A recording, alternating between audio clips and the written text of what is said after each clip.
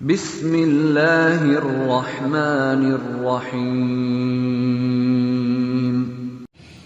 الحمد للہ وکفى وسلام على عباده الذين اصطفى اما بعد فقد قال الله تبارك وتعالى في القرآن المجيد والفرقان الحميد اعوذ باللہ من الشیطان الرجیم بسم اللہ الرحمن الرحیم قل ان الموت الذي تفرون منه فإنه ملاقيكم ثم تردون إلى عالم الغيب والشهادة فينبئكم بما كنتم تعملون. وقال النبي صلى الله عليه وسلم اعمل لدنياك بقدر بقائك فيها وعمل لآخرتك بقدر بقائك فيها او كما قال رسول اللہ صلی اللہ علیہ وسلم. محترم بزرگوں اور دوستو، ہم لوگ صبح سے لے کر شام تک ایسی مشینی زندگی گزار رہے ہیں جو ساری کی ساری دنیاوی مقصد اور منفعتوں کے گرد گھوم رہی ہے. ایک بڑے اللہ والے فرمایا کرتے تھے کہ انسان کی زندگی باورچی خانے اور بیت الخلاء کے درمیان گزر رہی ہے، لیکن قابل غور بات یہ ہے کہ اللہ نے انسان کو اشرف المخلوقات بنایا. اگر اس کے پیدا کرنے کا مقصد بھی یہی تھا کہ باورچی خانے سے لے کر بیت الخلاء کے درمیان ہی زندگی گزارے تو پھر اسے جانوروں پر فوقیت اور فضیلت کے دعوے کرنے کا کوئی حق نہیں ہے، اس لیے کہ جانور بھی کھاتے ہیں پیتے ہیں. اگر صرف یہی مقصود تھا تو پھر انسان کا اشرف المخلوقات ہونا کچھ معنی نہیں رکھتا. جبکہ اللہ تبارک و تعالیٰ فرماتے ہیں وما خلقت الجن والانس الا لیعبدون، کہ میں نے انسانوں اور جنوں کو اس لیے پیدا کیا کہ وہ میری عبادت کریں. تو بزرگوں اور دوستو، ہمیں غور کرنا چاہیے کہ ہم اپنے اصلی مقصد پر کتنا وقت صرف کرتے ہیں اور جو منزل تک جانے والا راستہ ہے اس پر کتنا وقت صرف کرتے ہیں. ہر انسان اپنے گریبان میں منہ ڈال کر سوچے کہ کتنا کام دنیا کے لیے کر رہا ہے، کتنا کام آخرت کے لیے کر رہا ہے. حضور اکرم صلی اللہ علیہ وسلم کا ارشاد گرامی ہے اعمل لدنیاک بقدر بقائک فیہا وعمل لآخرتک بقدر بقائک فیہا، یعنی دنیا کے لیے اتنا کام کرو جتنا دنیا میں رہنا ہے، اور آخرت کے لیے اتنا کام کرو جتنا آخرت میں رہنا ہے. دنیا میں رہنے کی مقدار آج تک کسی کو معلوم نہیں، صرف اتنا ہی معلوم ہے کہ دنیا میں ہمیشہ نہیں رہنا. یہ وہ حقیقت ہے جس سے کوئی انکار نہیں کر سکتا کہ کسی نہ کسی وقت زندگی کا سلسلہ ختم ہو جائے گا، البتہ مدت کے بارے میں کوئی نہیں جانتا. دنیا کی زندگی محدود اور مختصر ہے، جبکہ آخرت کی زندگی لامحدود ہے، دائمی ہے اور ہمیشہ ہے. تو گویا اس آیت حدیث کا مطلب یہ ہوا کہ دنیا کے لیے محدود کام کریں، آخرت کے لیے زیادہ وقت لگائیں. لیکن ہماری حالت یہ ہے کہ شاید ہی کسی کو کسی وقت خیال آتا ہو کہ مرنے کے بعد کیا ہوگا. عجیب غفلت کا عالم ہے جو ہم سب پر طاری ہے. اپنے ہاتھوں سے اپنے پیاروں کو قبر میں دفن کرتے ہیں،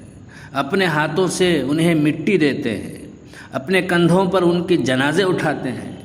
بعض اوقات ایسے لوگوں کے جنازے اٹھاتے ہیں جن کے بارے میں تصور بھی نہیں آتا تھا کہ ہماری زندگی میں مر جائیں گے، لیکن ان سب کے باوجود یہ خیال ہوتا ہے کہ یہ سب تو ان کے ساتھ ہو گیا، اپنی کوئی فکر نہیں. مٹی ڈالنے کے بعد ہاتھ جھاڑے اور پھر واپس آ کر وہی غفلت والی زندگی شروع ہو گئی. آخرت کی فکر سے غفلت کا نتیجہ یہ ہے کہ حلال و حرام یہ کھو رہے ہیں، جائز ناجائز کی کوئی فکر نہیں، اپنی آخرت کو سنوارنے کی فکر ختم ہو رہی ہے. تمام کامیابیوں کی چابی یہی ہے کہ ہم سب میں فکر پیدا ہو جائے کہ مرنے کے بعد کیا ہوگا. جب اللہ کے سامنے حاضری ہوگی، ایک ایک عمل کی باز پرس ہوگی، تو اپنی اس غفلت زدہ زندگی کا کیا جواز پیش کر سکیں گے.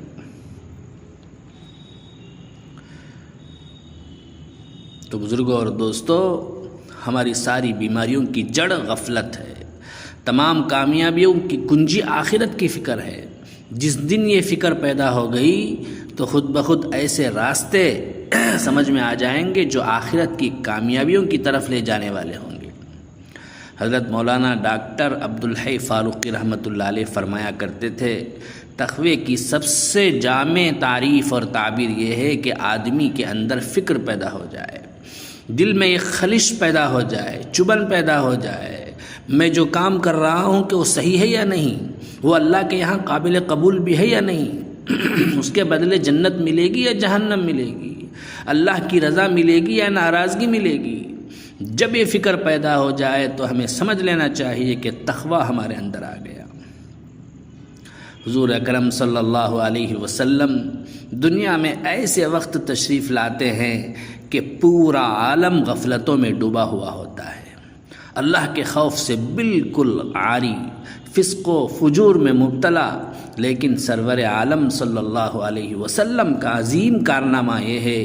کہ 23 برس کی مدت میں تقریباً 1.25 لاکھ ایسے شاگرد اور صحابہ کرام رضوان اللہ علیہم مجمعین تیار فرما گئے کہ ایک ایک کا دل فکر آخرت سے سرشار،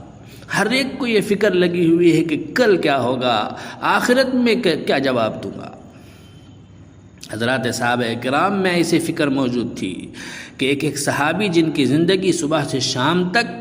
اتباع رسول میں گزر رہی ہے، لیکن اس کے باوجود یہ فکر لگی ہوئی ہے کہ جو عمل میں کر رہا ہوں وہ اللہ کے یہاں مقبول ہے کہ نہیں۔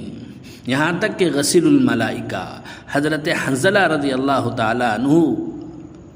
حضور اکرم صلی اللہ علیہ وسلم کی خدمت میں دوڑتے ہوئے چلے آ رہے ہیں، انتہائی پریشان اور گھبرائے ہوئے ہیں، کہتے جاتے ہیں کہ یا رسول اللہ نافق حنظلہ، حنظلہ منافق ہو گیا۔ حضور اکرم صلی اللہ علیہ وسلم نے پوچھا، اے حنظلہ تم کیسے منافق ہو گئے؟ تو عرض کیا، یا رسول اللہ صلی اللہ علیہ وسلم،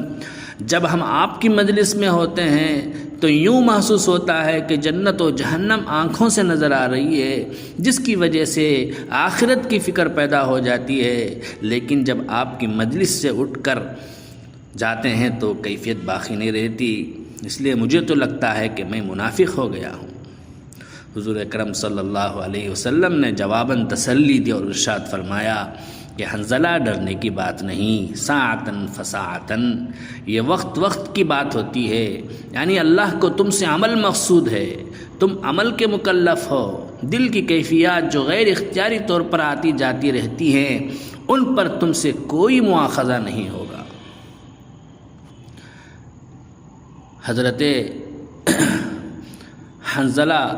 رضی اللہ تعالیٰ عنہ کی بات تو دور کی ہے، حضرت فاروق اعظم رضی اللہ تعالیٰ عنہ جن کا اصل نام عمر ابن الخطاب رضی اللہ تعالیٰ عنہ ہے،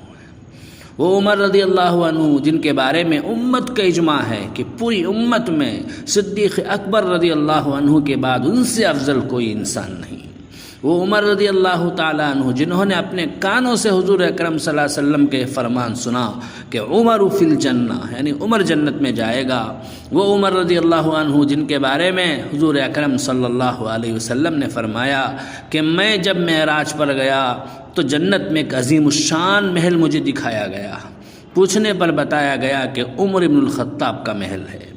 میرا جی چاہا کہ میں اس میں داخل ہو جاؤں، لیکن اے عمر مجھے تمہاری غیرت یاد آ گئی۔ عمر رضی اللہ عنہ رو پڑے اور عرض کیا، یا رسول اللہ صلی اللہ علیہ وسلم علیک اغار، یا رسول اللہ صلی اللہ علیہ وسلم کیا میں آپ کے بارے میں غیرت کروں گا؟ وہ عمر رضی اللہ عنہ جن کے بارے میں سرکار دو عالم صلی اللہ علیہ وسلم نے فرمایا، لو کان بعدی نبی لکان عمر، اگر میرے بعد کوئی نبی ہوتا تو وہ عمر ابن الخطاب ہوتے۔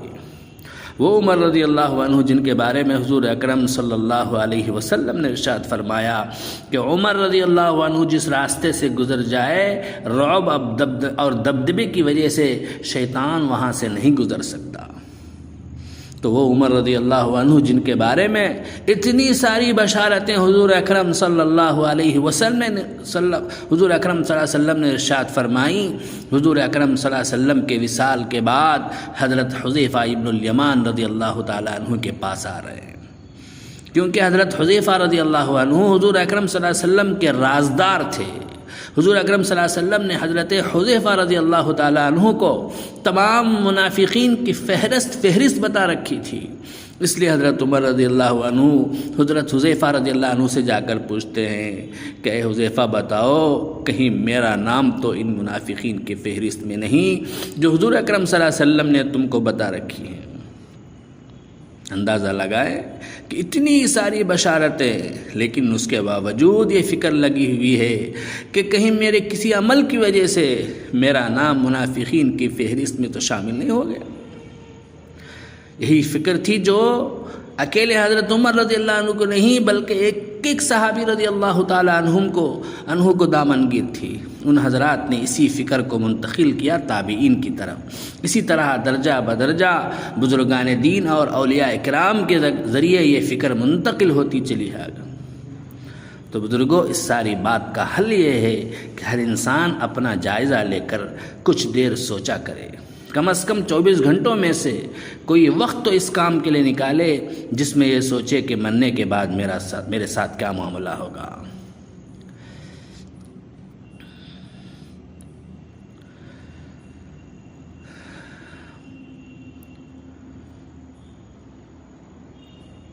آنکھیں بند کریں، تصور کریں کہ میرا آخری وقت ہے، موت قریب ہے، موت کے فرشتے نے میری روح نکال لی ہے، میں مر گیا، میرے سب رشتہ دار مجھے قبر میں رکھ کر چلے گئے، میرے پاس منکر نکیر سوال کرنے والے فرشتے آئے ہیں، پھر سارے معاملات سے گزر کر میں اللہ کی بارگاہ میں کھڑا ہوں، نام اعمال میرے سامنے ہے، خالق کائنات رب الارباب مجھ سے پوچھ رہا ہے بتاؤ میری عطا کردہ زندگی کن اعمال میں صرف کی۔ ذرا سوچو اس وقت ہم کیا جواب دیں گے؟ اسی بات کو حدیث میں بیان فرمایا گیا، موتو قبل ان تموتو، مرنے سے پہلے مر جاؤ، یعنی موت سے پہلے مرنے کا تصور کرو۔ جب روزانہ اس کا تصور کریں گے انشاءاللہ دل میں آخرت کی فکر پیدا ہوگی۔ اس مراقبے کو